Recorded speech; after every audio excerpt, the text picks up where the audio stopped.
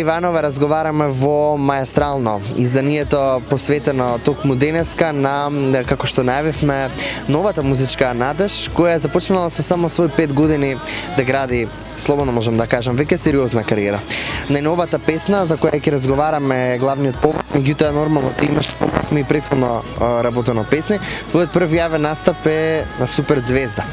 Меѓутоа, ајде од самиот почеток. Како дојде до тоа да и ти работиш со музика, односно да се занимаваш? Веројатно ова е веќе твој талент наследен од друг или лично ти имаш амбиции кон Па јас како и секое дете, нели, кога ќе изрази желба, така и јас сакав да пеам.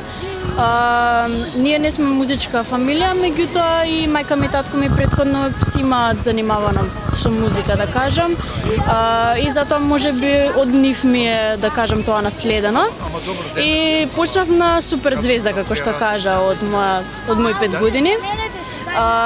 Тогаш мислев дека е само онака баш детска желба. Меѓутоа, потоа продолжив со некои школски надпревари по пеење и се мислев што да правам со музиката.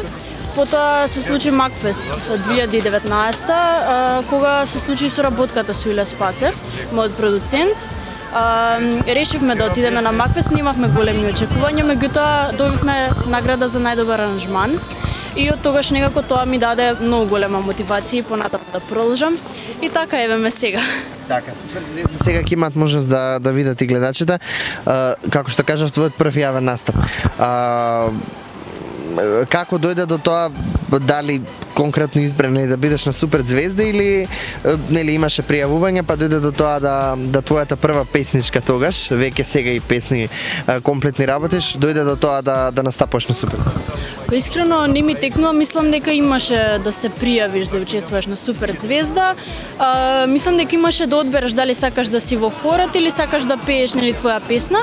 Јас пеев заедно со уште 2 девојчиња, имаме 3 песни и така настана целото тоа, целата моја љубов всушност. Дали имаше размислување дали да настапеш или не, или веќе беше тоа одлучено уште од тогаш? Одлучено беше. Бидејќи вообичаено, нели, помалите имаат, нели, страв кон тоа и да. Не, од секогаш сум ја сакала сцената, сум сакала да настапувам и да кажам уште од мала сум ја немала таа трема кон публика да настапувам и затоа можеби сега ми е многу полесно и на самиот Макфест кога настапив ми беше тоа, да кажам, не толку страшно. Како што кажавме, ова е веќе твоја 4-та песна, значи веќе сериозно чекориш и кон албум, бидејќи веќе се создаваат твоите песни. Колку си задоволна од почетниот развој на оваа твоја нова кариера?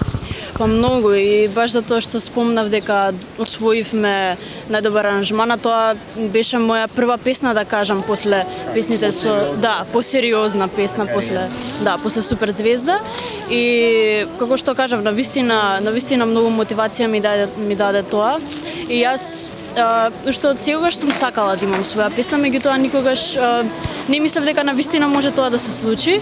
Меѓутоа, како испадна соработката, навистина и го фативме темпото, некако почнавме и брзо да работиме на песни и почнавме да правиме некој план околу песните како сакаме да ги извадиме. Како што знаете, на Макфест одевме со балада и во 2019 и во 2020 и потоа рековме да извадиме нешто побрзо, каде што ја извадивме Полудена по тебе и после тоа искочи некојаш ќе помине и мислам дека ова последна песна некако највеќе се допаѓа на публиката, затоа што всушност таа е балада, не е брза песна, меѓутоа има бит во песната и тоа постојано те тера да слушаш. Може би ги привлече онаа слушаност која има веќе и по радио станиците. Премногу се млади, имаш само 16 години, како ги прилагодуваш врските музички нормално и со, нели, школата? Да. Јас сум во Илија Николовски Луи, класичен балет. И искрено малце е тешко. Мислам, треба да сум присутна и тамо, треба да ги завршувам обврските и за школа.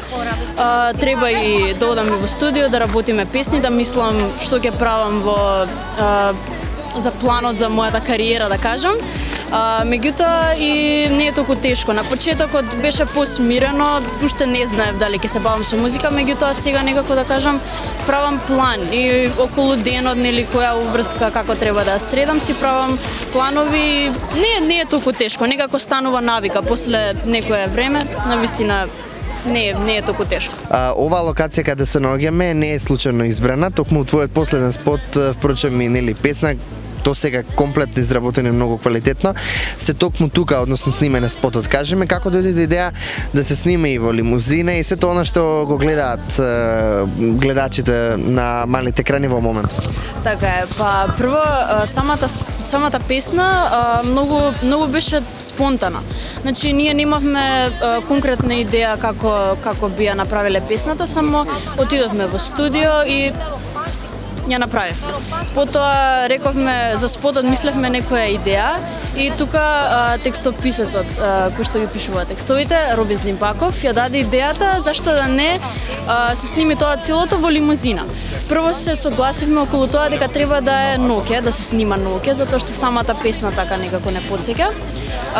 И решивме дека добро би било да е во лимузина и цело време тоа како да се возам и да се даваат кадри. Спотот го снимаше Горан Симјановски. Он исто даде неколку идеи околу кадрите, што како да биде, нели он го сработи целиот спот и навистина сум задоволна. Потоа за мојот стайлинг се погрежива Спасовска и исто сум многу задоволна, за шминката Зои. Познат моден дизајнер. Да. Си работела со навистина квалитетен тим. Така е, да. За шминката Зои Блаш и за фризурата Social Hair Salon. Морам и на нив многу да им се заблагодарам за тоа што навистина го доловија и тој изглед и јас да изгледам нели убаво во спотот, затоа што многу е битно се возам во лимузина и морам да изгледам свечено. Да. Па и без тебе и без нас ке осаме и што е многу сепак многу е. Па нека боли, некогаш ке помине, фино сврти се, отвори врата и без страх изгуби се. И што е многу сепак многу е. Па нека боли.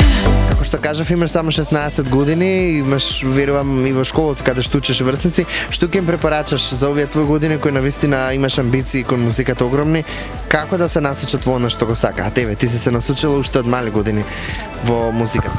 Па најпрво ќе кажам дека доколку имаат некоја желба како што јас имав желба да направам своја песна и некогаш да настапувам некаде, така мислам дека никогаш не треба да се откаже никој од своите соништа, затоа што јас сметав дека никогаш тоа нема да ми се исполни, меѓутоа ете за се има шанса и никогаш да не се откажува.